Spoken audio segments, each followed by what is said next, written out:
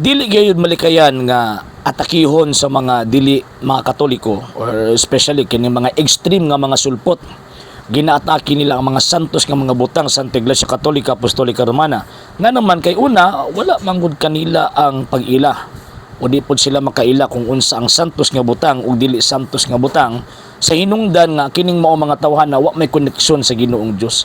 Kaya kung tinuod ka nga na kay koneksyon sa Ginoong Dios, kabalo ka kung unsa mga balaan nga mga butang og dili.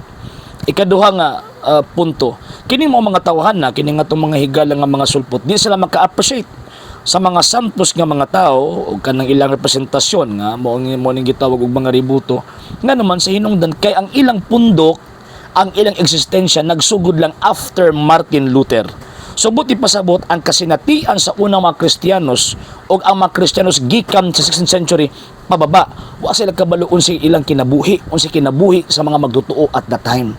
Manang kita mga Katoliko, always natong ginampingan ang mga ributo sa mga santos kay nasayod ta nga ang kinabuhi ni anang mao mga tawhana nagsubay gyud kanunay sa kabubuton ug grasya sa Ginoo. Manang kita mga Katoliko, ginampingan nato ang mga ributo sa mga santos sa hinungdan nga kanang maong gitawag og mga tawhanang girepresentahan ni anang mong ributo na koneksyon sa atong Dios nga tinubdan sa pagkasantos.